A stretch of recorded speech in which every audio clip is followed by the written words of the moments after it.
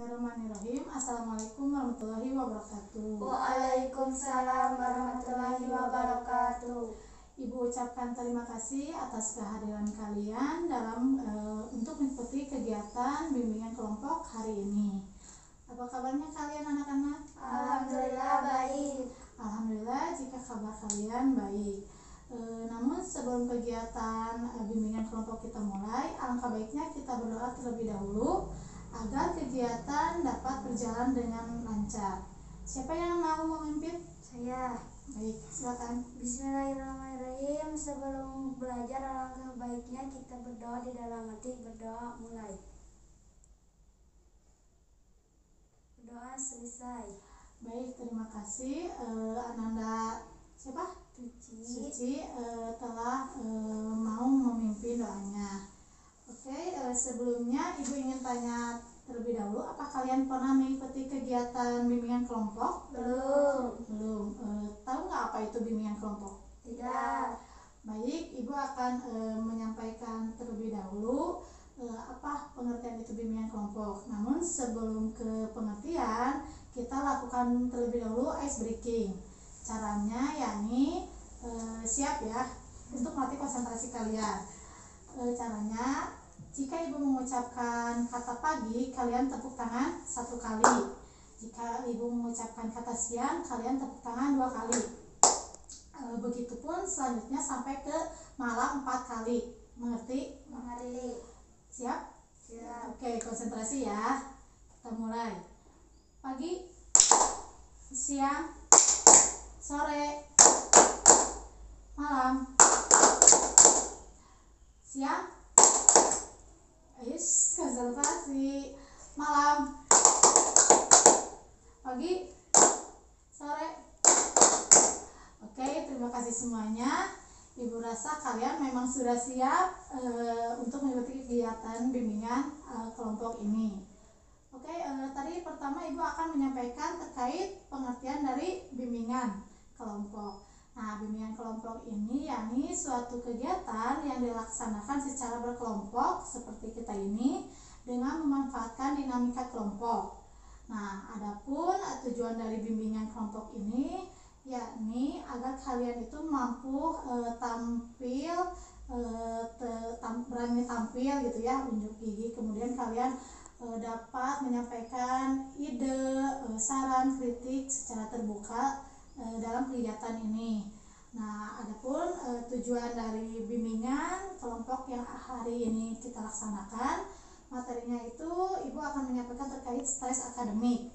Nah, tujuan dari bimbingan kelompok ini yakni agar kalian itu dapat mengetahui dan memahami apa itu stres akademik, jenisnya, penyebab dan gejalanya, sehingga nanti kalian itu akan tahu bagaimana nih untuk mencari jalan keluar terkait stres akademik yang pernah atau yang sedang kalian alami. Sampai di sini kalian paham? Paham. Ada yang ditanyakan nggak? Tidak. Oke, kalau tidak. Nah, selain dari pengertian, Ibu juga ada asas bimbingan kelompok yang harus kalian ketahui. Yang pertama itu kalian ada asas keterbukaan. Kalian harus tampil terbuka, percaya, kemudian jangan ada yang disembunyikan dalam kegiatan bimbingan kelompok ini. Kemudian ada asas yang kedua, yakni asas kerahasiaan. Kalian tidak boleh menceritakan ke pihak luar terkait kegiatan yang sedang kita lakukan. Sampai di sini kalian paham? Paham. Nah, selanjutnya ada asas kenormatifan. Kalian juga harus kalian boleh memberikan saran, kritik, namun harus sesuai dengan norma yang berlaku dalam kegiatan kelompok ini. Kemudian yang keempat itu ada asas kesukarelaan. Nah, di mana kalian itu datang ke sini secara sukarela, tidak adanya paksaan. Apa kalian ke sini ada paksaan? Tidak. Oke, terima kasih karena kalian sudah sukarela. Kemudian selanjutnya juga Ibu akan menjelaskan tata cara dari kegiatan pelaksanaan bimbingan kelompok ini. Nah, kalian nanti menyimak materi yang Ibu sampaikan. Kemudian nanti Ibu di sela-sela materi akan memberikan teknik permainan latihan menulis untuk menstimulasi kalian. Sampai sini paham? Paham. Tidak ada yang ditanyakan? Tidak. Oke, kalau seperti itu sesuai dengan aturan-aturan yang tadi. Yang pertama ya, jika kalian ada yang ingin tanyakan, kalian boleh bertanya nanti di sesi tanya jawab. Oke, jika tidak ada yang ditanyakan, oh ya Ibu lupa, kalian sebelumnya udah pada kenal belum? Belum. Oke, kita kenalan terlebih dahulu ya dengan menyebutkan nama serta kelas. Mau dimulai dari siapa? Boleh. Perkenalkan, nama saya Tazkia Putri dari kelas 9A. Oke. Perkenalkan, nama saya Zahra Putri dari kelas 9C. Perkenalkan, nama saya Suci, asal saya dari kelas 9G. Oke, terima kasih semuanya. Kalian sudah memperkenalkan diri. Sekarang kalian sudah pada kenal? Sudah. Oke. Nah, selanjutnya kita ke kegiatan inti nih. Yang pertama, Ibu di sini memiliki kertas. Kalian di sini isi terlebih dahulu hal-hal apa saja yang dapat membuat kalian stres nih. Misalnya banyaknya tugas atau apa gitu ya. Mengerti? Ibu akan memberikan kalian waktu 2 menit. Cukup? Cukup. Baik.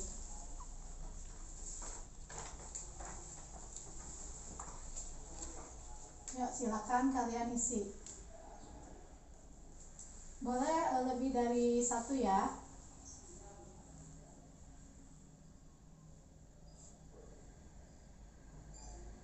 Apakah selesai?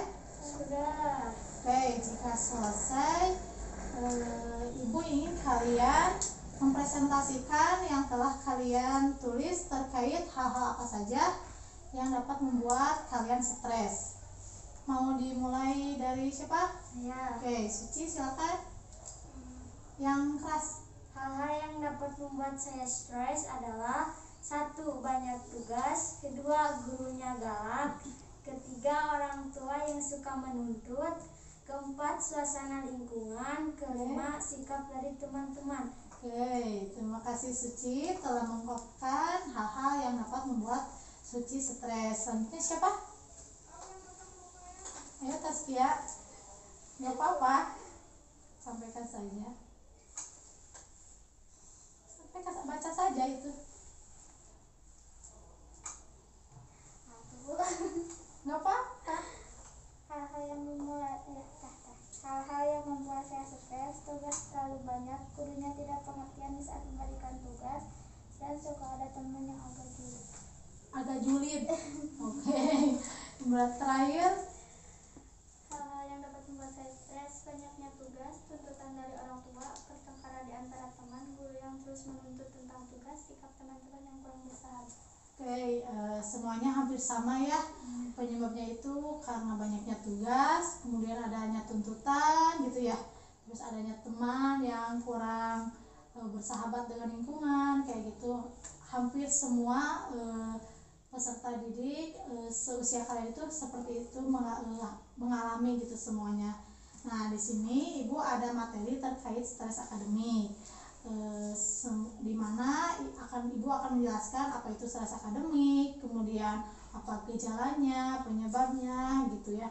Nanti juga ada terapinya harus seperti apa. Oke, kita mulai saja ya.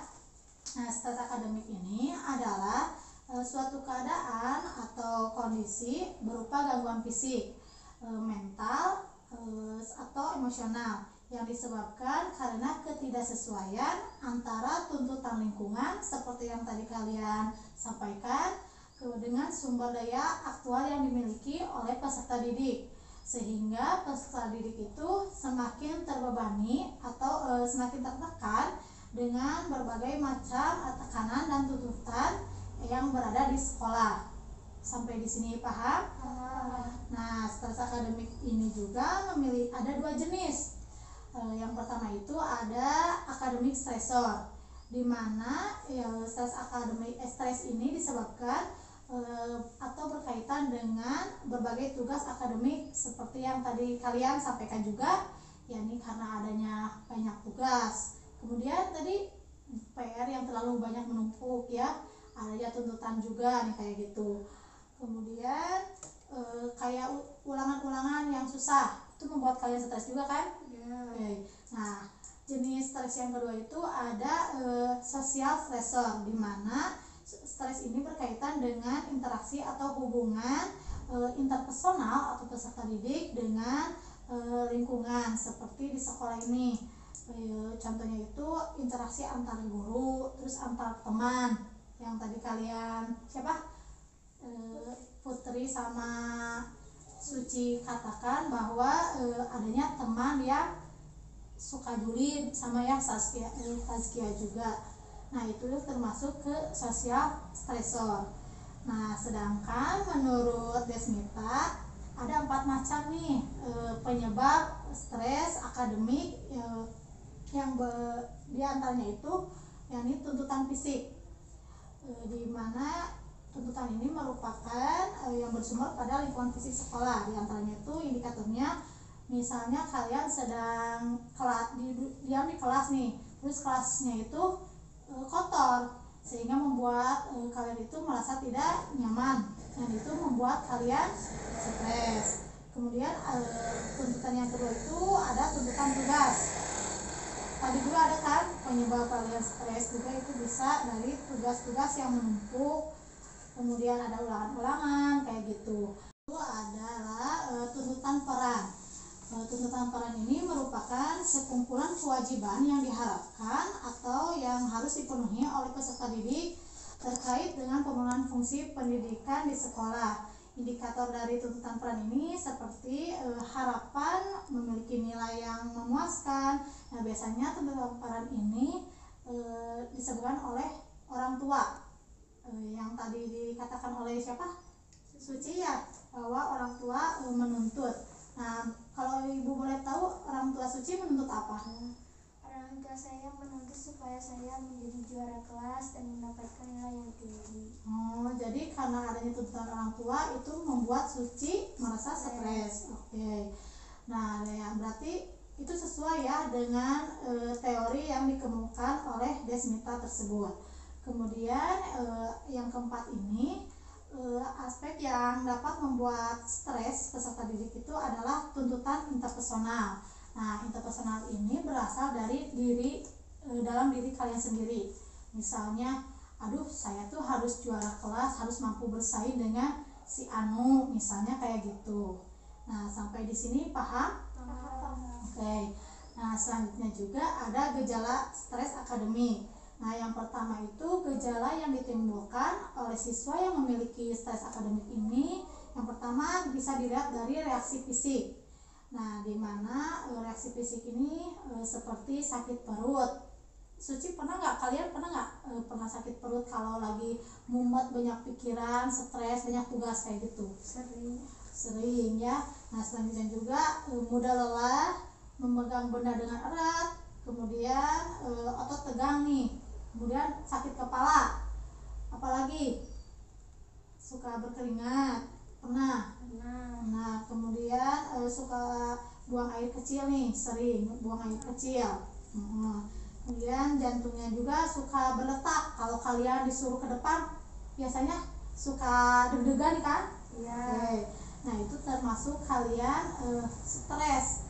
Dalam artian di sini berupa reaksi fisik. Selanjutnya juga ada gejala yang ditimbulkan itu berupa pikiran. Di antaranya kalian suka bingung, kemudian pikiran menjadi kacau, lupa, tidak punya tujuan hidup, serta berpikiran negatif. Kemudian prestasi kalian bukannya menaik tapi malah menurun. Pernah mengalami hal tersebut juga? Pernah. Oke, kehilangan harapan, kemudian merasa tidak berguna nih karena misalnya aduh saya stres, biasanya semester kemarin saya ranking pertama di kelas. Kemudian karena adanya tuntutan dari orang tua yang membuat kalian stres, kalian jadi nurun. Nah, penurunan dari prestasi tersebut membuat kalian tambah stres lagi. Pernah nggak? Pernah banget ya. Kemudian gejala yang selanjutnya adalah dari perilaku kalian. Nah, biasanya peserta didik yang memiliki stres biasanya berperilaku antara lain itu gugup, seperti seperti yang tadi Ibu sampaikan, jika kita ke depan, kita sering berdetak, jantungnya deg-degan gitu, kemudian gugup, suka menggerutu, suka berbohong, kemudian suka bolos. Kalau bolos pernah nggak? Enggak. Alhamdulillah ya, berarti kalian masih bisa diperbaiki gitu stresnya. Kemudian suka mengambil jalan pintas terkadang ya. Nah, selanjutnya ada reaksi emosi. Nah, reaksi emosi ini yakni biasanya siswa mengalami mudah marah, kemudian panik. Mudah marahnya biasanya kalau disenggol sedikit sama teman, kalian langsung marah karena adanya banyak tugas tersebut ya. Kemudian mudah kecewa, kemudian tidak ada rasa humor, jadi serius gitu, monoton, nggak bisa bercanda kalau lagi stres kayak gitu. Pernah? Jadi bad mood ya kalau anak-anak sekarang itu bilangnya gitu. Kemudian suka gelisah dan merasa takut. Nah, itu adalah materi terkait stres akademik dalam bimbingan kelompok kali ini. Sampai di sini apa kalian paham? Paham. Ada yang ditanyakan? Ya. Ada? Oke, kalau tidak ada, selanjutnya kita akan melakukan teknik permainan latihan menulis yang kedua, di mana kalian menuliskan pernyataan dengan mengisi titik-titik di sebelah ini. Yang pertama itu, setelah mengikuti bimbingan kelompok, saya merasa seperti apa. Misalnya saya merasa bahwa saya lebih lega gitu ya. Terus saya merasa lebih tahu nih stres akademik saya itu termasuk kemana kayak gitu. Mengerti? Oke, selanjutnya.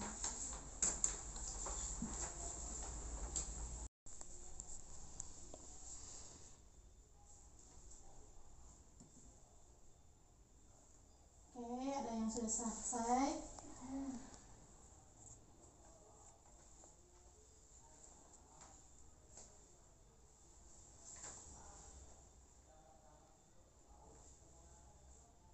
Selesai semua?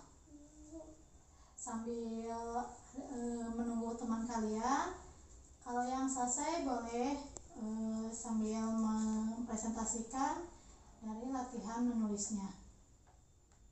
Atau mau nunggu temannya? Menunggu teman. Oke, kita tunggu dulu ya. Beres?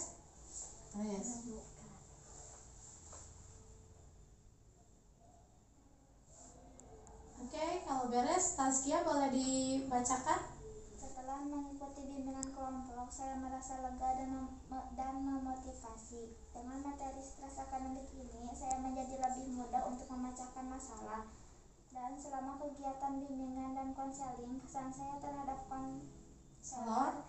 Setelah saya mengikuti bimbingan dan konseling, saya lebih tahu apa itu stres akademik. Dan harapan saya semoga bimbingan konseling ini ada. Oke, selanjutnya.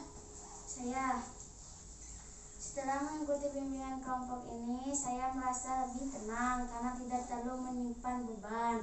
Dengan materi stres akademik ini, saya menjadi tahu stres akademik saya masuk ke kategori mana, dan saya dapat menemukan solusi untuk masalah yang saya hadapi. Selama kegiatan bimbingan dan konseling, kesan saya terhadap konselor, bimbingan konselor ini membantu saya menemukan jalan keluar.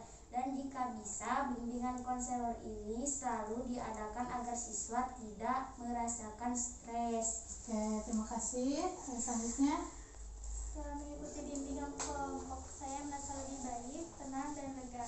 Dengan materi stres akademik ini, saya menjadi tahu terkait stres akademik yang selalu saya alami setiap hari.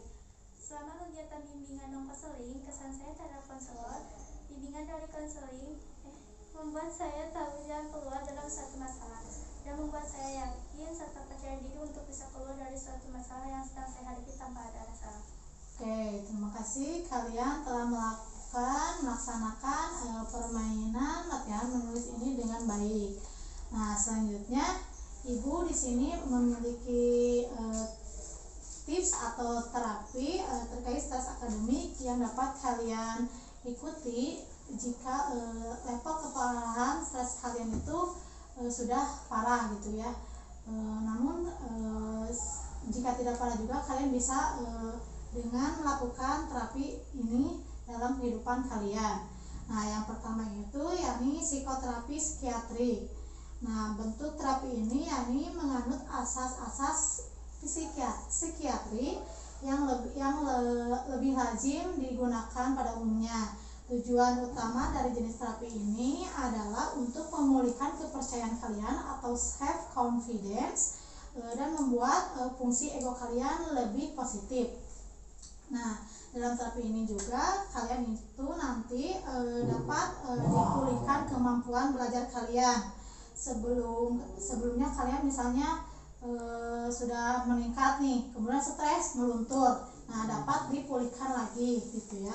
Kayak gitu. Kemudian terapi yang kedua itu yakni psikoterapi keagamaan.